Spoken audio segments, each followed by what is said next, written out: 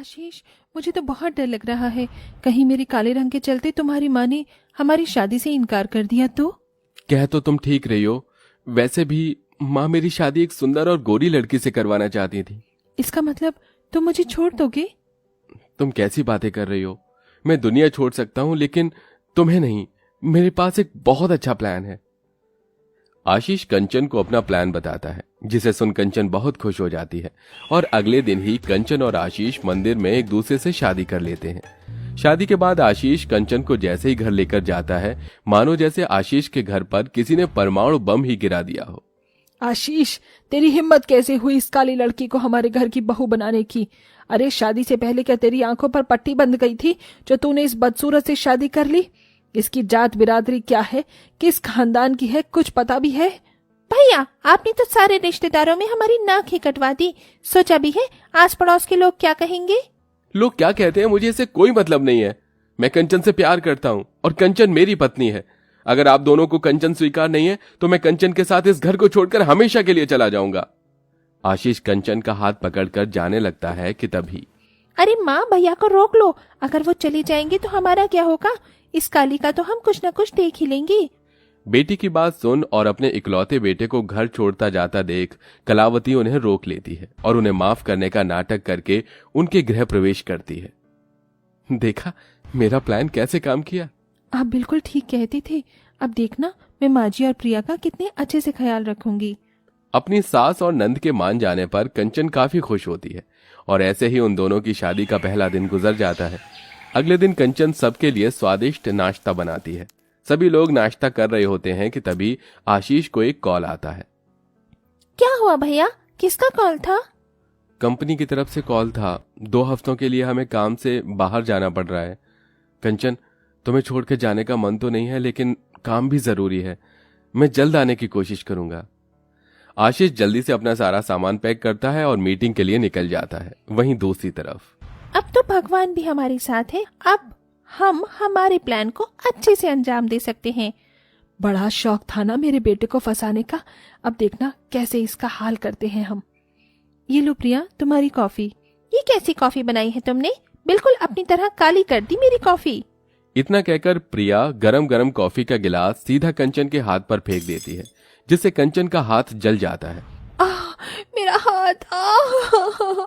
कंचन को दर्द में रोता देख प्रिया मुंह बनाकर वहां से चली जाती है, जिसके बाद कंचन अपने जले हुए हाथ पर कोलगेट लगाती है और किचन में जाकर काम करने लगती है। तभी थोड़ी देर में किचन में गुस्से से तिलमिलाती कलावती आती है। अभी तक तुझसे बर्तन नहीं धुले, खाना कब बनाएगी? इतना कहकर कलावती कंचन के बाल पकड़कर उसे खींचने लगती है। छोड़ दीजिए माँ जी, बहुत दर्द हो रहा है। भगवान के लिए मुझे छोड़ दीजिए। ये बात तुझे तब समझ नहीं आई जब तूने मेरे बेटे को अपने प्यार के जाल में फंसाया। अब देख जा कैसे मैं तेरा जीना हराम करती हूँ। अपनी सास और नंद का ऐसा बर्ताव देखकर कंचन समझ जाती है कि उसके पति के सामने उसकी सास और नंद ने उसे माफ करने का सिर्फ नाटक किया था, लेकिन कंचन के साथ आगे क्या क्या होने वाला था वो इस बारे में सोच भी नहीं सकती थी। ये सारे कपड़े ले और छत पर जाकर इन्हें अच्छे से धो देना। लेकिन प्रिया, छत पर तो बहुत तेज धूप हो रही है। इतनी गर्मी में मैं कपड़े कैसे धोऊंगी? तो तू कौन सी अप्सरा है जो धूप में काम करने की वजह से काली हो जाएगी? कंचन चिलचिलाती धूप में बैठकर छत पर पसीना बहाकर अपना शरीर जलाकर कपड़े धोने लगती है। तभी हाथों में ढेर सारे सूखी लाल मिर्च लिए कलावती आती है। अच्छे से पीस देना, अगर ठीक से नहीं पीसा तो तुझे पीस कर रख दूंगी, समझी? जैसे तैसे धूप में कपड़े धोकर कंचन लाल मिर्च पीसने लगती है, लेकिन हवा चलने की वजह से पाउडर धीरे धीरे कंचन की आंखों में जाने लगता है। मेरी आंखें! भगवान, ये क्या हो रहा है मेरे साथ? बेचारी कंचन का उसके ससुराल में पहला दिन रोते हुए निकल जाता है। घर का सारा काम खत्म कर कंचन सोने के लिए चली जाती है। अगले दिन होते ही दोनों माँ बेटी सीधा कंचन के कमरे में आते हैं और उस पर पानी डालकर उसे उठा देते हैं। अभी तक सो रही है, घर के सारे काम कौन करेगा तेरे बाप? बेचारी कंचन का उसके ससुराल में पहले दिन की थकान ठीक से उतरी भी नहीं थी कि कंचन जल्दी से उठती है और घर के सारे कामों में लग जाती है। दोपहर तक सारे काम खत्म कर बैठी ही होती है कि तभी, ये गेहूं को जल्दी से पीस दे। इतना गेहूं मैं अकेले कैसे पीस पाऊंगी? क्या यहाँ कोई आसपास चक्की नहीं है? जब तुझ जैसी नौकरानी हो तो बाहर पैसे क्यों देना? अपने नंद के मुंह से ऐसी बातें सुनकर कंचन को बहुत दुख होता है, लेकिन अपने काले रंग को कोसते हुए कंचन अपनी सास और नंद के कहे हुए सारे काम करती है। 2 दिन में ही इस कंचन का तो हमने हाल बेहाल कर दिया। बस 2 दिन और बेटा, फिर देख कैसे ये दुम दबाकर यहाँ से भागती है। कंचन के उसके ससुराल में 2 दिन गुजर जाते हैं और आज तीसरा दिन होता है। कंचन ने 2 दिन से कुछ भी नहीं खाया होता। रात की बची सूखी रोटी लेकर कंचन एक कोने में बैठकर खाने लगती है कि तभी उसकी सास आती है और वो रोटी उससे छीन लेती है। 2 दिनों से पेट में एक भी अन्न का दाना नहीं गया है, वो सूखी रोटी तो खाने दीजिए। रोटी खाएगी तो घर के काम कैसे करेगी? अगर रोटी खानी है तो जल्दी जल्दी से घर के सारे काम कर दे। एक सूखी रोटी के लिए कंचन नौकरानी की तरह घर के सारे काम करने लगती है। कंचन को इतनी बुरी हालत में भूखा प्यासा देखकर कलावती और प्रिया मन ही मन काफी खुश होते हैं। ये ले लिस्ट और जाकर बाहर से सब्जी और राशन ले आ। कंचन कड़ी धूप में ऐसी हालत में बाहर जाकर सब्जी और राशन लेकर घर लौट रही होती है कि तभी कलावती और कंचन घर के गेट पर ताला लगाकर घूमने के लिए निकल जाते हैं। माँ जी और प्रिया कहाँ चली गई? अब मैं क्या करूँ? ये तो कोई छांव में नहीं है, मैं इतनी धूप में बाहर कैसे रहूंगी? कंचन सारा सामान लेकर घर के बाहर कड़ी धूप में बैठ जाती है। वहीं दोनों माँ बेटी शॉपिंग और मूवी देखकर शाम को घर आते हैं और देखते हैं कि धूप में बैठे बैठे कंचन बेहोश हो गई है, जिसे देख प्रिया कंचन को पैर मारकर उठाने लगती है। उठ और जल्दी से हमारे लिए खाना बना। हे भगवान, मुझ पर क्यों अत्याचार हो रहे हैं? वो तो मैं सह रही हूँ, लेकिन ऐसा ससुराल और किसी को मत देना।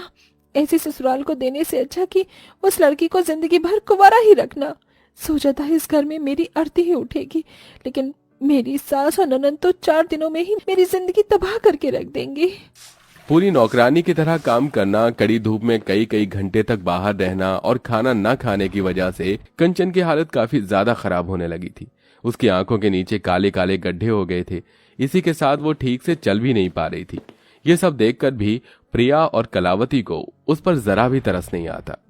माँ, जितने अत्याचार हमने इस पर किए उतना अगर किसी और पर करते तो वो कब का घर छोड़कर चली जाती। लगता है ये ऐसे नहीं जाने वाली। अब तो हमें इसका खेल हमेशा हमेशा के लिए खत्म करना होगा। दोनों सास नंद अपनी बहू को अब जान से मारने का प्लान बनाती हैं और कंचन को काम के बहाने सीढ़ियों के पास बुला लेती हैं। जी माँ जी, बोलिए, आपने बुलाया? खराब तबीयत की वजह से कंचन की आंखें ठीक से नहीं खुल पा रही थी, जिसका फायदा उठाकर कंचन की नंद उसे सीढ़ियों पर से धक्का दे देती है, जिससे कंचन के सिर पर गहरी चोट आती है और वो बेहोश हो जाती है। ये सब देखकर कलावती और प्रिया काफी खुश हो रही होती हैं कि तभी वहां उनकी पड़ोसन शांति आ जाती है और कंचन की ऐसी हालत देखकर काफी डर जाती है। हे भगवान, ये कंचन बहू कैसे गिर गई? पता नहीं आंटी, अचानक चक्कर आए और बेहोश हो गई। हम तो इन्हें जल्दी से हॉस्पिटल ही लेकर जा रहे थे। शांति को देख प्रिया और कलावती कंचन की फिक्र करने का नाटक करते हैं और जल्दी से उसे अस्पताल लेकर जाते हैं। शांति आशीष को कॉल करके सारी बात बता देती है और अपनी पत्नी की ऐसी हालत के बारे में सुन आशीष भागा भागा अस्पताल आता है। देखिए, आपकी पत्नी की हालत काफी ज्यादा खराब है। जब तक उन्हें होश नहीं आ जाता हम कुछ नहीं कह सकते। वो कोमा में चली गई है। कोमा का नाम सुन आशीष काफी डर जाता है और हर दिन भगवान से कंचन के ठीक होने की प्रार्थना करता है। तकरीबन 1 हफ्ते बाद कंचन कोमा से बाहर आती है। कंचन, तुम ठीक तो हो ना? बताओ, ये सब तुम्हारे साथ किसने किया? मैं उसे छोड़ूंगा नहीं। अपने बेटे और भाई की बात सुन प्रिया कलावती काफी डर जाती हैं कि तभी कंचन, भला मेरे साथ ऐसा कोई क्यों करेगा? वो तो बस थोड़ा ज्यादा काम कर लिया ना, इसलिए मैं तबीयत खराब हो गई मेरी। मैं बिल्कुल ठीक हूँ। तुम सच कह रही हो ना कंचन? देखो, कभी ऐसा मत करना, अपना अच्छे से ख्याल रखना। चलो तुम आराम कर लो, मैं तुम्हारी दवाई लेकर आता हूँ। आशीष दवाई लेने के लिए बाहर चला जाता है।